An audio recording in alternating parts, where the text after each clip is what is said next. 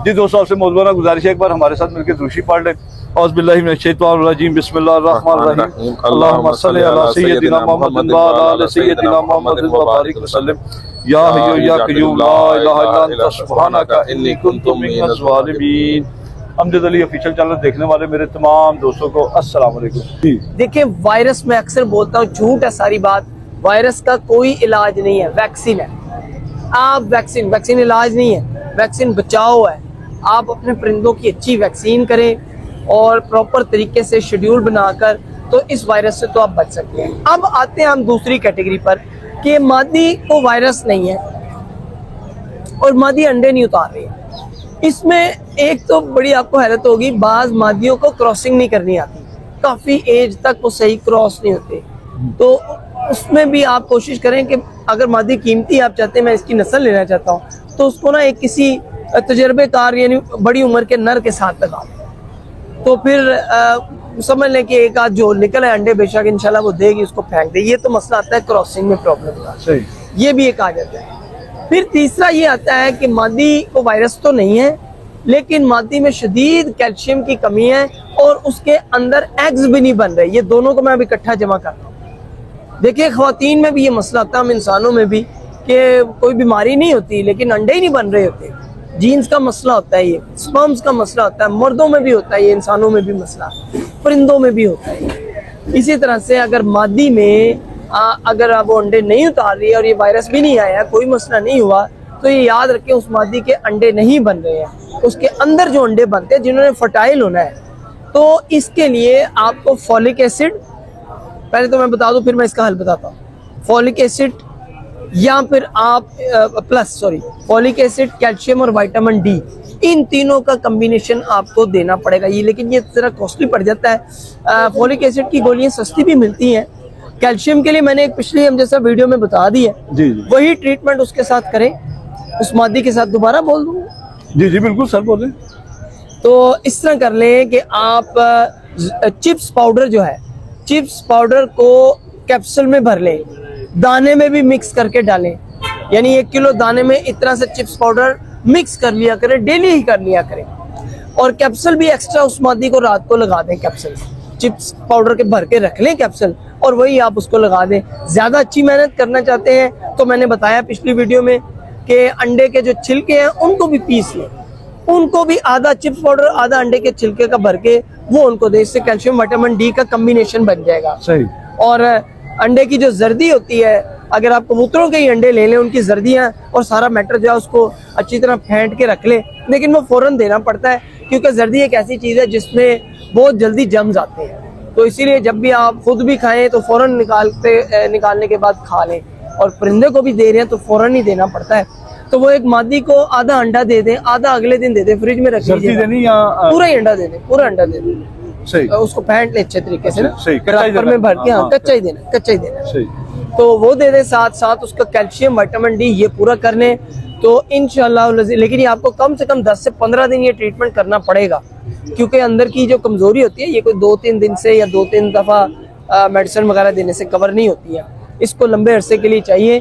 फिर से मैं रिपीट करूंगा, सूरजमुखी के बीज भी डालें, बड़ी इफेक्टिव चीज है, बड़ी जबरदस्त है। रिसर्च करके देखें, आपको हैरत होगी कि विटामिन डी का खजाना है बहुत बड़ा। ये और कुर्तम, इसको भी थोड़ा सा दाने में इस्तेमाल जरूर किया करें। इससे आपके परिंदों की जो प्रोडक्टिविटी, अंडे बच्चे करने की सलाहियत वो बेहतर होती है। एक और बात ऐड करता हूं कि हमने तकरीबन 7-8 महीने पहले अमजद साहब के चैनल पर ही मैंने एक बात की थी कि मैं एक सप्लीमेंट बना रहा हूँ और इंशाल्लाह जल्दी आ जाएगा। लेकिन जल्दी का मतलब ये नहीं था कि मैं उसे 2-3 महीने के बाद लॉन्च कर दूँ। अमजद साहब को मैंने दिखाया, मैंने उसको बना के रखा हुआ है और उसके बाकायदा टेस्ट कर रहा हूँ और उसके ट्रायल्स कर रहा हूँ। लेबॉर्ट्री से भी उसको बाकायदा टेस्टिफाइड साथ साथ करवा रहा हूँ, क्योंकि मुझे इसकी एक्सपायरी भी चाहिए। और इंशाल्लाह अमजद साहब मैं कोशिश करूँगा कि ये एक सस्ता और बड़ा इफेक्टिव, मैं नेचुरल चीज़ों को इस्तेमाल करके उनके ज़रिए से मैंने ये बनाया है। तो मुझे उम्मीद है इंशाल्लाह मैं अगले 2-1 माह में, क्योंकि मैं जल्दी तो अभी भी लॉन्च कर दूं, लेकिन मैं चाह रहा हूँ कि जब मेरी पूरी हर तरह से तसल्ली हो जाएगी, ताकि जब किसी के पास जाता है उसकी ताकत भी उसमें भरपूर हो और ये भी हो कि उसकी एक्सपायरी भी हमें अच्छी मिले। कम से कम 1 साल की एक्सपायरी तो जरूर हो, तो अभी मैंने जो बना के रखा है एक्सपायरी को टेस्टिफाई कर रहा हूँ, तो वो तकरीबन 7-8 माह तक अब एक्सपायरी उसकी ओके है। तो उसमें कुछ केमिकल चेंजेस अब मैं और ला रहा हूँ ताकि इसको मैं एक्सपायरी मेरी मुतासिर ना हो। तो इंशाल्लाह ताला अमजद साहब के चैनल पर ही सबसे पहले इसकी वीडियो आएगी इंशाल्लाह सर। और मुझे उम्मीद है, मैं दोस्तों से दरख्वास्त भी करूंगा कि इस हवाले से दुआ भी करें, क्योंकि मैं कोशिश कर रहा हूँ कि एक अफोर्डेबल, जो कि सस्ता हो, अच्छा हो, एक बेहतरीन चीज जो मार्केट में कंपटीशन करके हम आप सब दोस्तों के लिए हम प्रेजेंट कर सकें, आपके सामने ला सकें। अच्छा सर, जो आपने ये अभी जो सप्लीमेंट तैयार कर रहे हैं, तो ये जो अंडों से मादा रुकी हुई है उनके लिए भी फायदेमंद होगा और वायरस के लिए भी होगा। ये बेसिकली मैंने जो पर्पस है इसका वो ये है कि अंडों बच्चों के लिए, बच्चों की पलवाई जी, अंडे बच्चे परिंदे ना कर रहे हों, बच्चों की पलवाई में हेल्थ में बच्चे बड़े हो, सेहतमंद हो, बच्चे के पोर्ट भी मुतासिर ना हो और उसकी हड्ड पैर जैसे हम कहते हैं वो सही हो, ग्रोथ अच्छी हो। और तीसरे नंबर पे जब भी आप कोई भी दवाई डालें, एंटीबायोटिक या वैक्सीन करें परिंदों की, तो उसके बाद भी हमें सप्लीमेंट की जरूरत होती है, एक अच्छा सप्लीमेंट।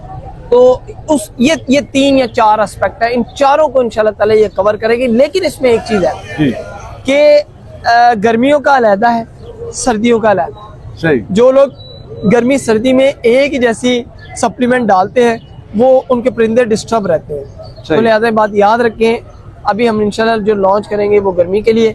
मुझे उम्मीद है कि इस मंथ तो नहीं, इस मंथ के आखिर तक मैं इसको कंप्लीट कर लूंगा, बड़ी उम्मीद है इंशाल्लाह ताला। तो अमजद साहब ये एक मल्टीपर्पज होगा। नहीं सर, ये बहुत अच्छा आप काम कर रहे हैं, और जो छोटे शौकीन है खास करके लिए जो महंगा इलाज नहीं कर सकते उनके लिए तो ये बहुत फायदेमंद होगी, और ये बड़े शौकीनों के लिए भी फायदेमंद होगी, क्योंकि मेहनत नहीं करनी पड़ेगी। मेहनत तो आपने कर दी है, तो इससे बड़ा फायदा होगा। क्योंकि मैंने जितने भी नेचुरल चीजें है ना, फ्रेश चीजें, ये उनके एक्सट्रैक्ट से ही बनाया है ये। तो इसमें आर्टिफिशियल चीज मैंने सिर्फ प्रेजर्वेटिव डाला है जो कि इसको लंबे अरसे तक महफूज कर ले और इनके पोर्ट को भी इफेक्ट ना हो, बल्कि मैंने प्रेजर्वेटिव ऐसा सेलेक्ट किया है कि जो प्रेजर्वेटिव इनको वैसे भी दिया जाए तो इनके अंदर की सफाई होती है और इनके लिए अच्छा है, बेहतर। अच्छा सर, माजरत के साथ सबसे पहले मैं भूल गया बात, तो वो ज्यादा जरूरी है। तारिक साहब ने आपके लिए मैसेज दिया है। 3 तारीख को आपने उन्हें बुलाया है, 3 तारीख को, ये नेक्स्ट मंथ जो आ रहा है, मई आ रहा है ना सर, 3 तारीख को आपने कहीं भी होना है, सारे प्रोग्राम कैंसिल कर देना है, छुट्टी। 3 तारीख को हमने फैसलाबाद जाना है उनके पास, तो उनके लिए क्या मैसेज कन्वे करते हैं आप? जी बहुत शुक्रिया फैसल साहब आपका, और तारिक साहब, सॉरी तारिक साहब जी। तो तारिक साहब आपका जिक्र तो अमजद साहब करते रहते हैं, तो इंशाल्लाह मैंने, बल्कि उन्होंने मुझसे बात की थी तो मैंने बकायदा पूछा था कि कितना टाइम लगेगा हमें आने जाने में भी, तो उस हवाले से इंशाल्लाह मेरा 100% आपसे वादा है कि मैं 3 तारीख को जरूर आपके पास पहुंचूंगा और आपकी मोहब्बत और पुरखुलूस जो आपकी तमन्नाएं हैं हमारे लिए, हमारे चैनल्स के लिए, अमजद साहब के लिए भी, उनका भी बहुत बहुत शुक्रिया। और मैं ये समझता हूँ कि अमजद साहब जितनी आपकी तारीफ करते हैं तो वाकई मुझे भी आपसे मिलने का इश्तियाक है। बहुत मैं समझता हूँ कि ये अच्छी मीटिंग रहेगी इंशाल्लाह ताला। तो बहरहाल मैंने अमजद साहब से रिक्वेस्ट भी की थी कि एक थोड़ी सी ज़हमत उनको मैं दूंगा कि 2 तारीख को मुझे रिमाइंडर जरूर दे दें इंशाल्लाह, ताकि मैं वो एक शॉर्ट क्लिप ले लूँ और फिर आपके पास इंशाल्लाह सर मैं जरूर दूंगा। हाँ जी, उस दिन सैटरडे है। हाँ जी सर, मैं तारिक भाई मैंने आपका मैसेज भी कन्वे कर दिया और टाइम भी कर लिया प्रोफेसर साहब से, ठीक है ना, आप वीडियो में देख लेंगे। तो सर अभी मैं दोबारा अपने सवाल की तरफ आता हूँ। तो मेरा नेक्स्ट क्वेश्चन ये है कि कुछ मादियाँ जो आपने अभी बात की अंडों की, तो कुछ मादियाँ जो बांझ होती हैं पैदाइशी, उनके लिए भी कोई ट्रीटमेंट होती है, या हम किसी दड़बी से या किसी जगह से परचेज करें तो यंग देख के परचेज कर लेते हैं कि यार ये अंडे बच्चे करेगी, तो लेकिन वो बांझ होती है, तो उसके लिए भी पहचान कोई थोड़ी सी बता सकते हैं या इसकी कोई ट्रीटमेंट बता सकते हैं आप? देखिए इसकी कोई पहचान नहीं, ऐसे झूठ बोलेंगे लोग कि जी मादी, हाँ जो बाई बर्थ है उसके ना जोड़ों में मसला आएगा, ना उसके नीचे से पुली होगी, वो हर तरह से आपको परफेक्ट लगेगी। अब ये भी देखें, ये अल्लाह की मर्जी होती है। इंसानों में भी ऐसी ऐसी खवातीन है, हम सब की फैमिली से कहीं ना कहीं खुदा ना खास्ता हो तो हमें पता होता है कि वो एक अरसा दराज क्या पूरी उम्र ही गुजर गई है, तो उनको जो है वो अल्लाह ताला की तरफ से कोई भी औलाद नहीं नसीब हुई। तो इसमें ये कोई नहीं हम कहें कि जी इसका कुछ पता लग जाएगा, वो सारी जिंदगी ट्रीटमेंट करते रहते हैं, इंसानों का नहीं पता लग पाता। तो फिर इस तरह का मसला जो होता है इसका कोई हल नहीं होता, क्योंकि हम लोग इंसानों का तो फिर टेस्ट वेस्ट करवा लेते हैं, परिंदों का किसने टेस्ट करना है? अगर कोई भी मादी है मतलब बच्चा सर पर हुआ है और वो अंडे नहीं दे रहा, हाँ हो सकता है वही बात कि उसमें कोई वायरस का मसला हो जो कि चंद महीनों के बाद निकल के जा सकता है, लेकिन अगर उसके अंदर से सिस्टम ही खत्म है, अब यहाँ पे भी हम जैसा हमारे भी मेल है फीमेल है और बीच वाला मेल भी तो है ना, सही। तो मसला ये इनमें भी हो सकता है, तो इसलिए उसका क्या ट्रीटमेंट होगा? आप खुद समझते हैं कि हमारे भी जो होते हैं इस तरह के, तो जाहिर बात है उनका क्या इलाज किया जाए? वो तो नहीं है, वो तो अल्लाह की मर्जी है। तो इसलिए कई तो सर ये कहते हैं ना, हमारे इंसानों में होता है ये मेरे चूल्हे की राख ले जाए एक चुटकी तेरे लिए काफी है। तो कोई इस तरह का इलाज मादियों के लिए भी बताएं? नहीं, इसके लिए दुआ की जा सकती है, उन्हीं पीर साहब से दुआ करवा लेते, इंसानों को शिफा हो रही है तो फिर इंशाल्लाह जानवरों को भी हो जाएगी। तो बहरहाल ऐसी कोई चुटकी नहीं है। हाँ, आप एहतियातन उसको यही जो कैल्शियम वाला ट्रीटमेंट बताया ये जरूर करें, तो क्योंकि हमें तो नहीं पता लगता ना इन अच्छा सर, इसमें अम्बा हल्दी भी इस्तेमाल करते हैं कि दोस्त बोरे डालते हैं, बहुत जबरदस्त चीज है। उसका फायदा बताएं दोस्तों को, उसके फायदे क्या हैं? अम्बा कौन से कबूतरों को डालनी चाहिए? अम्बा हल्दी देखें एक बड़ी ही जबरदस्त चीज है, और अम्बा हल्दी का सबसे पहला फायदा ये वन ऑफ द बेस्ट, एक बड़ा ही बेहतरीन नेचुरल एंटीबायोटिक जिसका कोई किसी भी किस्म का साइड इफेक्ट नहीं है। सही। और इसकी तासीर थोड़ी सी गर्म होती है, इतनी नहीं, थोड़ी सी। और ये याद रखें कि अम्बा हल्दी जैसे ही कबूतर के एंटीबायोटिक इफेक्ट करेगी, वो बैक्टीरियल प्रोपगेशन करेगी, उसके साथ साथ ये प्रोडक्टिव सिस्टम, पैदावारी सलाहियत, अंडों बच्चों की जो सलाहियत है, इसमें भी बहुत ज्यादा इफेक्टिव रहती है। अम्बा हल्दी मेरे सप्लीमेंट में भी शामिल है, मैंने उसमें भी इसको शामिल किया हुआ है, क्योंकि ये बहुत जरूरी चीज है, बहुत जरूरी। सही। तकरीबन उसमें कोई 20-25 के करीब लिस्ट है मेरे पास जो मैंने इंग्रेडिएंट्स रखे हैं। तो अम्बा हल्दी उसका एक बहुत ही बड़ा जुज है, और इसको अपने परिंदों में जरूर इस्तेमाल किया करें। मादियों अगर मसला ना भी हो तो हमें तब भी इस्तेमाल बिल्कुल कर सकते हैं।